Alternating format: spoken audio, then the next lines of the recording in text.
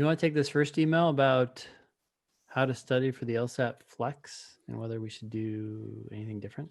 Yeah, absolutely. Hi guys, I found on your website some advice on studying and what to do the week before the normal LSAT. You talked about winding down studying, not worrying, thinking about it as a PT, and watching a movie the day before.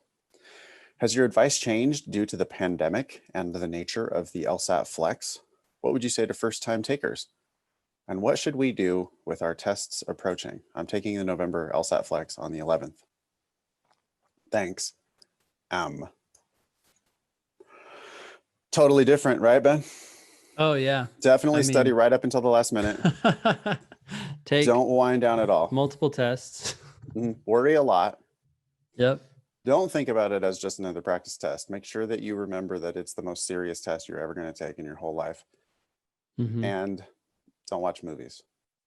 No. God, no.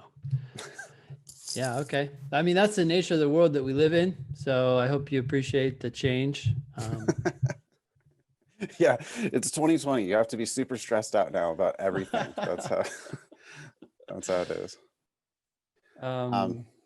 If you're not sure, we're saying don't do anything differently. Yeah, it's just another practice test is just about the most important advice we can give somebody, I think. Yeah. And there's no reason why that is any different for the Flex. I mean,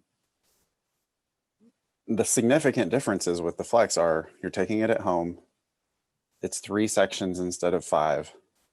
The balance of scoring has changed slightly. Games and reading comp are a little more important now. Logical reasoning is a little less important. Yep. But other than that, I mean, no, somewhere in the last week, you need to declare victory over the test and stop studying. At least a day before the test, you should take a day off. Yeah. You should take the test seriously, the same way you take all your practice tests seriously. But you shouldn't try to do anything different or special or extra on the official day. You got to just kind of play the game you've got. The other major difference with the LSAT-Flex is that you take it at home, and it's proctored virtually instead of proctored, in person. Yeah. But that's more of a benefit than it is a detriment for almost everybody. And even if you're one of those people who doesn't have a computer and doesn't have a quiet place to take the test, you can apply for, and LSAC will actually loan you a computer and pay for a hotel room for you to take the test. So yeah, better all around, I would say. I mean, it's just really hard to imagine the person for whom the Flex is not better. Well, actually, it's not that hard to imagine because they do sometimes fuck up the proctoring. You're rolling the dice with their virtual proctors because their virtual proctors are not well trained, but their live proctors were not well trained either. So again, yeah, when bad shit happens, that's bad for you.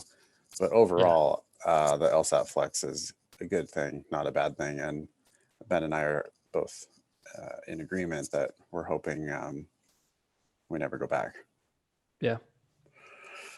Because it was kind of miserable before, y'all. Yeah, all they need to do is make the test a little bit longer, I guess. What do you mean? Like add back the missing section of logical reasoning? Add back the missing section of logical reasoning, add back the experimental section, and then go to a video proctor as opposed to a live proctor. I think if we could give them one tip, and this was not even our idea, right? This was a listener of the show who said, hey, why don't they just record your session and then they can proctor it? I know you hate when I say asynchronously, Ben, but hopefully they can. Why don't they proctor it asynchronously so that the proctor does not risk fucking you up in the middle of your test? Yeah. Also, that would be way cheaper for them, I'm sure. If not, maybe not way cheaper, but it has to be. ProctorU has to offer 2 different tiers of virtual proctoring, and one of them is going to be asynchronous, and that one, Mhm. it'd be ridiculous for that not to be cheaper. Yeah. Because they can like spot check it, and they can just have one person click through and watch 5 seconds of 100 different files, instead of the weird thing that they do where they dip in and out of your session and like go like, hello, is this thing on? Can you Can hear you me? hear me? And you're Yeah. like, what? I was working on the tests. Yeah, yes, I can hear you. Thank you. That doesn't happen to everybody, by the way. In fact, it doesn't happen to most people, but it has happened to enough people that it's like, what are we doing? Why are we doing it this way? Yeah. There's also the just errors connecting to the proctor, waiting for the proctor to be available to start your test. Seems like an easy solution. Maybe we don't know, Ben. Seems like an easy solution.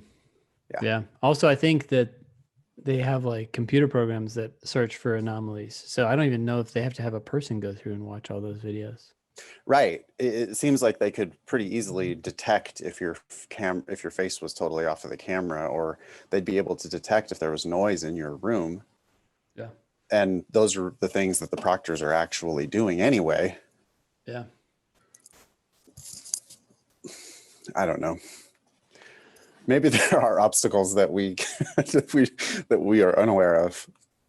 That's a possibility. Yeah, but that'd be awesome. Wouldn't that be crazy? Like if starting in June or whatever, they're just like, okay, we're no longer doing well, it's Flex, but now it's just really just LSAT online.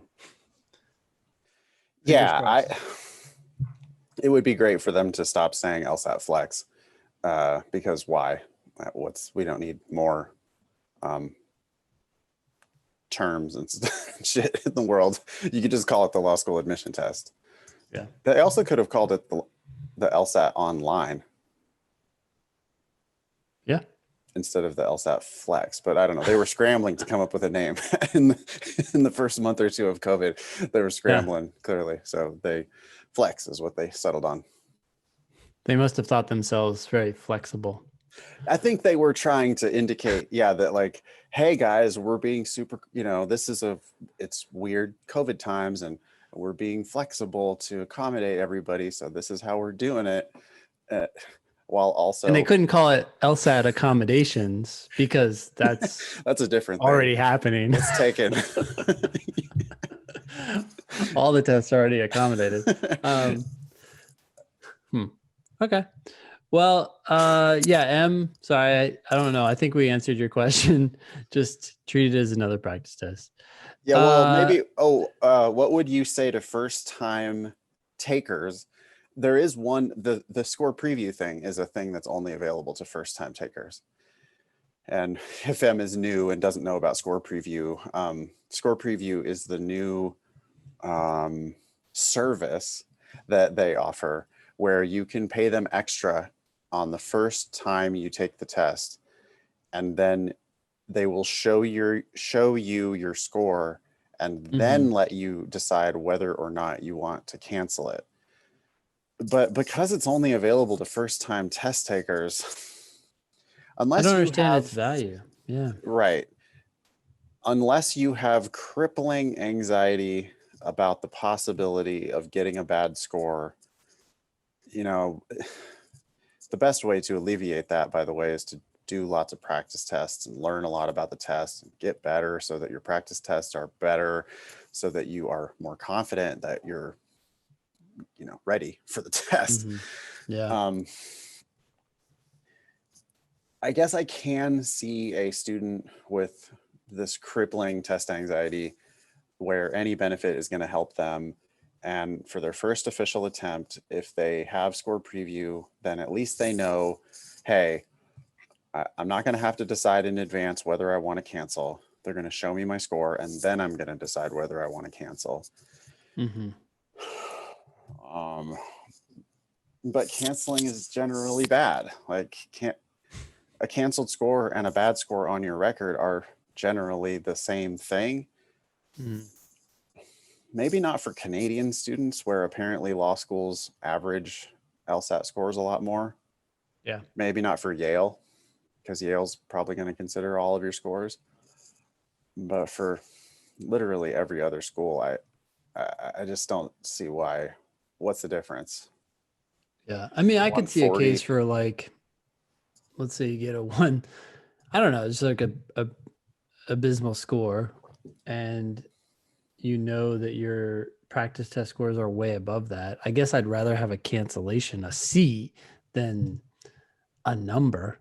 People can assess a number, but still it's all subjective. So because the highest score is all that really matters. I don't know. If you have the money, go for it. If you don't, This don't is worry about it.